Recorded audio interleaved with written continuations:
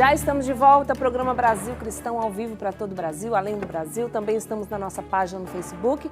Brasil Cristão está na nossa página no Facebook, você acha rapidinho.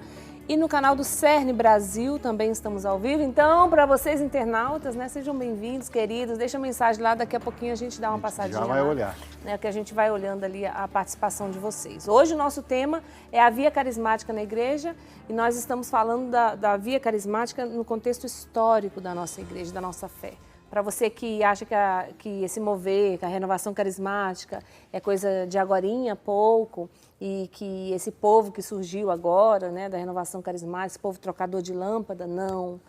Você vai perceber que a nossa igreja, ela é uma igreja carismática, né, padre? Ela começou assim, não é? Quando nós falamos lá do início da igreja, a chamada era apostólica na época dos apóstolos. Isso. Nós temos ali um período, nós podemos dizer um período comum, a era apostólica e a era patrística. Os primeiros 300 anos da igreja, o Espírito Santo, derramado em Pentecostes, começa a assistir a igreja. E o Espírito Santo, ele gera, para que a igreja permaneça sendo o corpo de Cristo no mundo, ele gera na igreja aquelas que são exatamente as duas naturezas de Cristo. Cristo é uma pessoa que tem natureza humana e natureza divina. Natureza humana. Cristo se encarnou. É visível, palpável. Um corpo é uma realidade estável, permanente, dada aos sentidos. Então a igreja também tem um elemento palpável, permanente, estável, que é o que nós chamamos de instituição. A instituição é um dom dado pelo Espírito Santo. Então, a igreja, desde o princípio, é o colégio apostólico. Logo depois, nós vemos nos Atos dos Apóstolos, surge a ordem dos diáconos, inspirado pelo Espírito Santo, está ali em Atos dos Apóstolos, você vê o contexto. Mais adiante, nas cartas de Paulo, em outros textos, são mencionados os presbíteros. Então, é aquilo que na igreja é estável, permanece. E do modo como era na era apostólica, permanece sendo hoje. Né? Ainda hoje temos os bispos, que são sucessores dos apóstolos, os seus presbíteros e os seus diáconos. E por que não mudou ou mudou muito pouco ao longo da história essa dimensão institucional? Porque é a natureza permanente da igreja, vamos assim dizer, o eixo, aquilo que de firme há na igreja. Mas a igreja tem a natureza divina, ou seja, aquilo que de espiritual, né? Nutre, circula, gira, dinamiza essa realidade fixa, que é a instituição. Isso aqui é a dinâmica carismática. Dons, graça, virtude, poder de Deus, inspiração. Então, isso aqui é a via espiritual, é a via da graça, na qual nós temos um dinamismo carismático. Então, desde o início da igreja, nós tínhamos as manifestações carismáticas de todas as ordens, desde as mais simples, como o dom de línguas, glossolalia, até as manifestações mais complexas do próprio dom de línguas, como além da glossolalia, que é o dom de oração, ou até de profecia em línguas estranhas, há também a chamada xenoglossia, o dom que alguns cristãos na missão recebiam do Espírito Santo de falar uma língua estrangeira, sem nunca ter estudado aquilo, mas já é um dom de línguas na ordem dos milagres, a junção de dois carismas, línguas com milagres. Nós temos os apóstolos já, nos Atos dos Apóstolos, ministrando curas com imposição de mãos. Pedro curava com a sombra. Paulo possuía tamanha unção de cura nele, que diz lá os Atos dos Apóstolos, que levavam lenços ou peças de roupa de Paulo aos enfermos e eles eram curados. Aqui é um fundamento para as relíquias que nós temos ainda hoje na igreja. E mesmo depois da morte dos apóstolos, nós encontramos, você pega lá Eusébio de Cesareia, na história, a história eclesiástica, na história da igreja, nós encontramos nas comunidades século II, século III, ainda os dons carismáticos em ebulição, principalmente línguas e profecias. Ô, padre, E os ministérios carismáticos, né, Sim. padre? Isso que é interessante, porque nós tínhamos na igreja primitiva o senhor citou ministérios que nascem dos dons hierárquicos, mas também dons carismáticos fizeram surgir ministérios. Sim. O ministério do profeta, né? A palavra nos Atos dos Apóstolos, você vê citado lá, o Silas, que andava com Paulo, apóstolo, era profeta em Jerusalém. Você tem Ágabo, profeta, aquele que profetizou quando Paulo iria... As filhas do diácono Filipe, de Jerusalém, né, não cito o nome delas, mas fala, Filipe, que tinha 2 filhas profetisas. Exato. Então, tinham essas pessoas com dom de profecia, ou seja, pessoas que tinham certas habilidades que não dependia nem do aperfeiçoamento humano, né, do esforço humano. Nem da santidade. Nem da formação e nem da santidade. Então, aqui há uma diferença entre na igreja primitiva, né, entre os dons hierárquicos e os dons carismáticos. Os dons hierárquicos, por exemplo, você vê lá nas cartas pastorais de Paulo a Timóteo, mencionando as características que uma pessoa deveria ter para ser eleita bispo, né, para se tornar bispo, para se tornar diácono.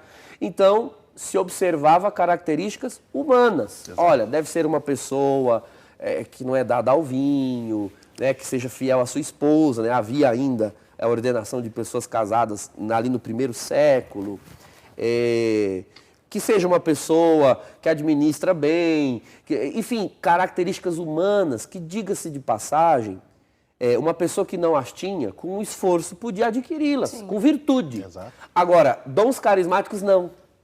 A igreja, ela precisava observar a comunidade. E o bispo discernia, né? E o bispo, esse que foi eleito pela observação de virtudes humanas, essenciais, fundamentais, ele tinha o dom dado pela igreja, então já não é um carisma espiritual, é um carisma hierárquico, de discernir, olha, aquele ali é profeta. Assim, ele tem dons de revelação, Deus fala com ele. Então, o bispo pastoreava, ajudava no processo do discernimento, também ajudava na santidade, porque o profeta tinha o constante risco da soberba, né, de se enaltecer, de se vangloriar. O bispo tomava esse cuidado. Mas tinham outros carismas, viu, que não estão bem nessa ordem dos dons espirituais. Você tinha, por exemplo, o carisma do evangelista. Exato. Né, que geralmente eram pregadores, pessoas que tinham o carisma espontâneo de pregar. Ainda hoje é assim. Sim. Não só em movimentos da igreja. Observe na comunidade, tem pessoas a quem Deus deu de fato o dom da oratória e pessoas que pregam ao ponto de cativar, e não só pregação. Sabe aquela pessoa que tem o dom de se aproximar do descrente e amá-lo? Com jeitinho, com amor, com sim, ele traz pessoas para a fé? Você dá um exemplo de uma pessoa que frequenta aqui a Rede Século XXI de vez em quando, é impressionante. Um professor, né, professor de uma universidade muito famosa, o professor Roberto Malé. É impressionante a quantidade de alunos que o Malé trouxe à fé.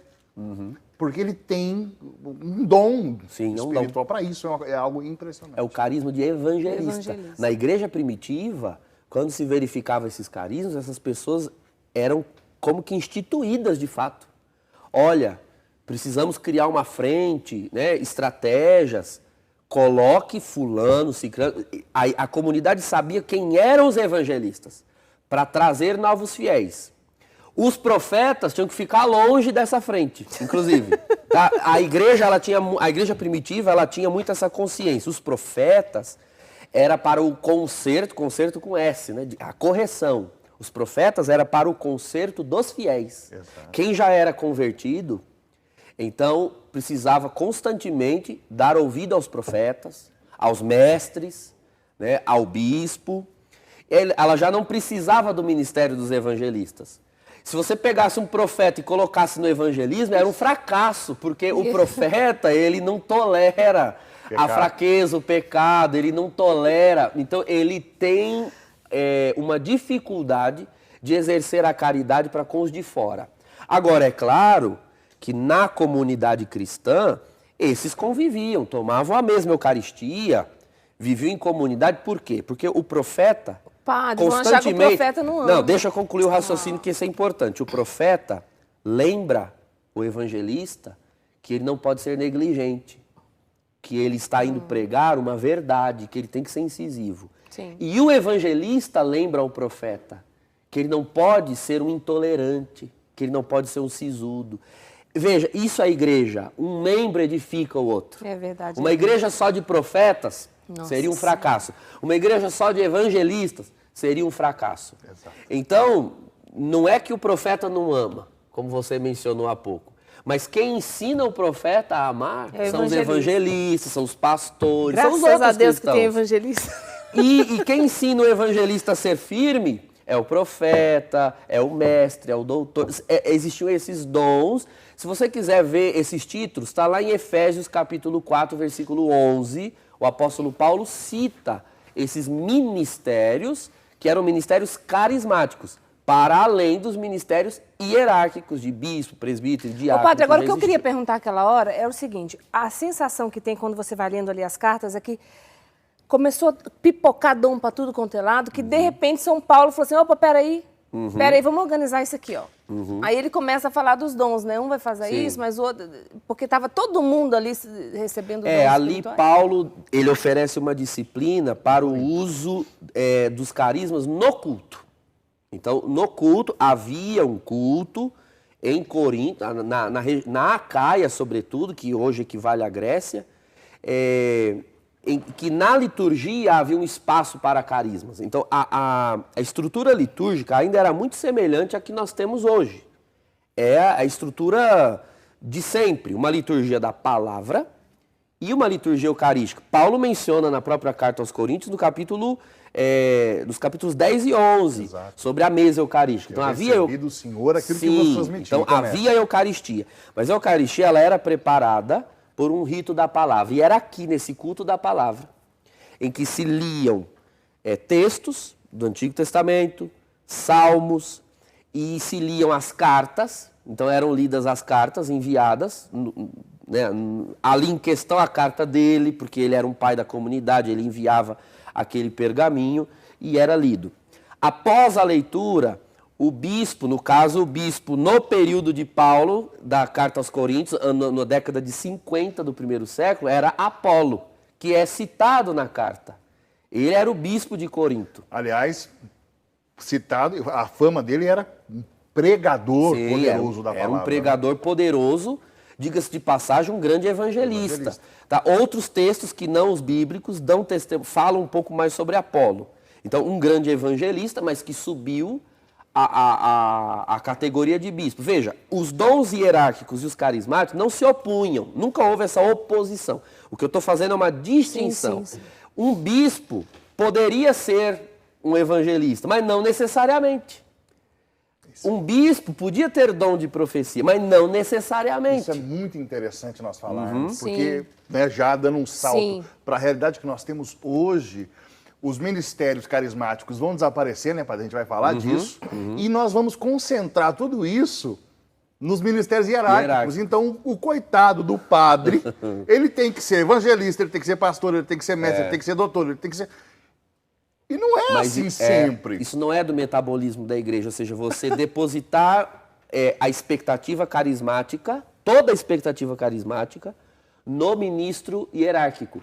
Então, o bispo é obrigado a ser pastor, profeta, evangelista, mas veja, isso são carismas.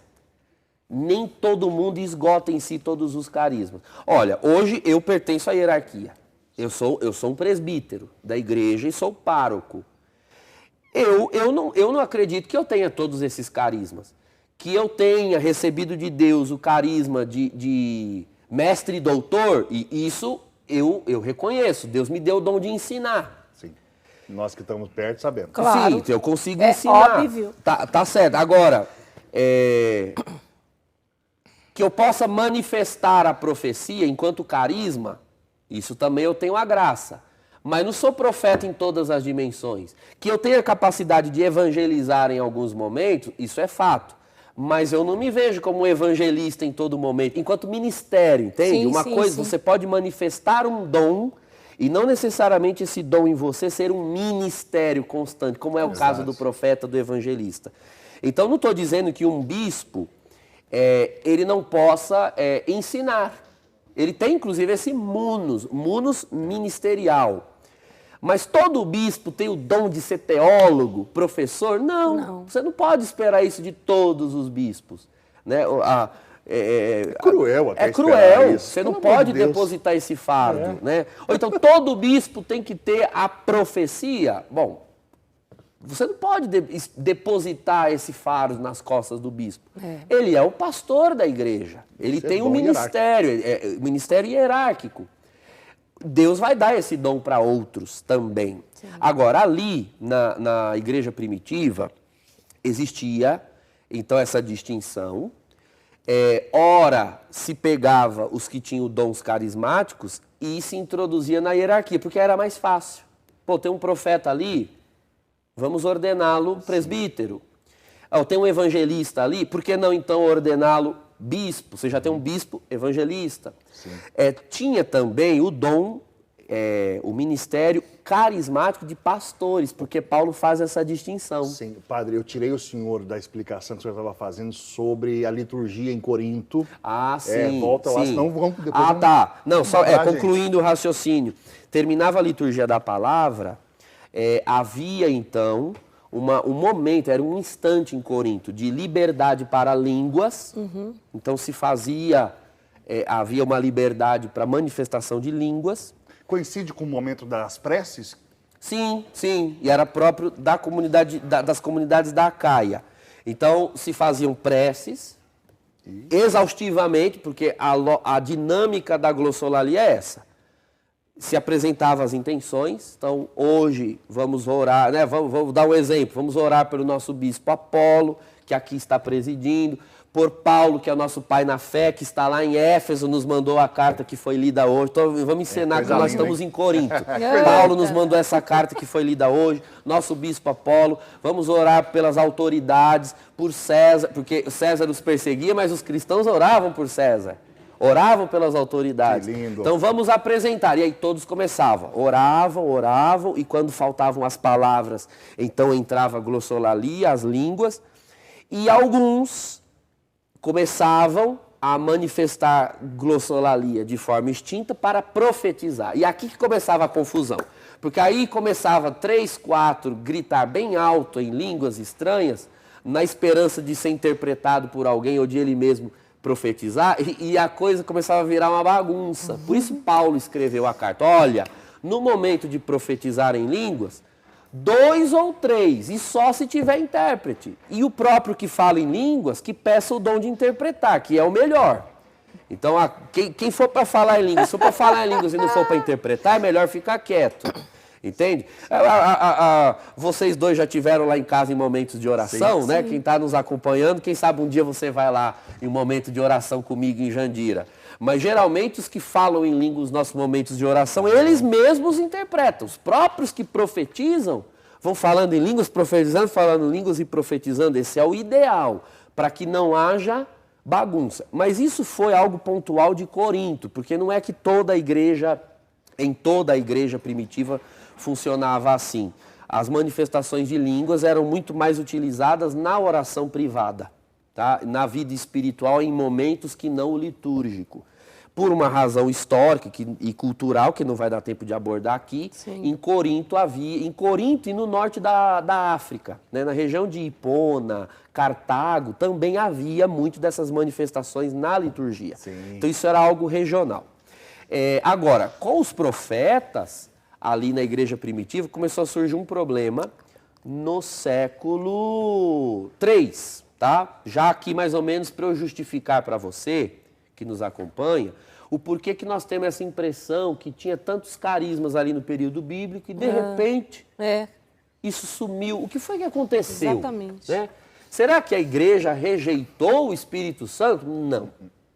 O que houve foi o seguinte, nós temos, foi uma conjunção de circunstâncias infelizes que redundaram nesse fato. Geralmente, os que tinham dons de línguas também eram profetas e vice-versa. Os profetas também tinham dons de línguas. Surgiu um grupo na região que hoje equivale à Turquia, tá? na Ásia Menor, liderado por um presbítero chamado Montano. Estou falando já do século II, né? Final do século II. 100 e alguma coisa para o ano 200 e alguma coisa. Esse presbítero Montano, ele defendia a tese de que a igreja deveria ser conduzida exclusivamente por profecia e revelação, e que deveria cair a hierarquia, bispos, que tudo isso era um atraso na vida da igreja. E ele chegou ao ponto de inúmeras vezes se afirmar até como a personificação da pessoa do Espírito Santo, trazendo essa nova luz para a igreja toda. Profecia. A nova profecia, o novo tempo do Espírito, etc. Nova era do Espírito e tudo mais. É claro que isso foi rechaçado como heresia, isso é algo herético. Mas acontece o seguinte, passou a ficar muito difícil de saber, nas outras comunidades cristãs, quais profetas eram simpáticos e quais não eram ao grupo do montanismo. Então, todos os que profetizavam e falavam em línguas estranhas começaram a ser associados com montanistas. Exato. E isso começou a colocar dons mais esteticamente chamativos, como línguas e profecia, começou a colocar isso em descrédito no cristianismo, por causa da heresia montanista. Aí você pode perguntar, poxa, mas por que não fizeram então reunir os bispos para conversar, separar o joio do trigo? Não se esqueça que nós estamos falando do período da perseguição romana. Exato. Existiam outros problemas de ordem doutrinal, muito mais graves, como o gnosticismo, etc. Então, as atenções da igreja estavam concentradas em cuidar dos perseguidos, em dar as razões da fé cristã, as razões mais necessárias, sobretudo relacionadas à pessoa de Cristo. Não havia condições hierárquicas, pastorais, teológicas, de dedicar tempo a tratar desta questão carismática. Então, por uma situação de preferência, de urgência, vamos assim colocar, essa via carismática, essas manifestações mais efervescentes começaram a ser deixadas de lado para a preservação do cristianismo, inclusive. Tá? Que então, coisa linda. Começou dessa forma. Ótimo. Depois disso, nós vamos entrar em outras eras, na era patrística, e vamos seguir, mas a gente vai fazer um intervalo agora. Você pode também participar do sorteio da Bíblia, que nós esquecemos de falar no primeiro bloco. Mostra aqui. Quem quer ganhar uma Bíblia da Ave Maria? Olha lá, ó, novinha, em folha. Olha que coisa linda. Para você conhecer, ver toda essa história que nós estamos contando aqui, é só você ligar para nós. 19 3871 9620. Esse telefone que você está vendo aí na tela. Liga nesta hora.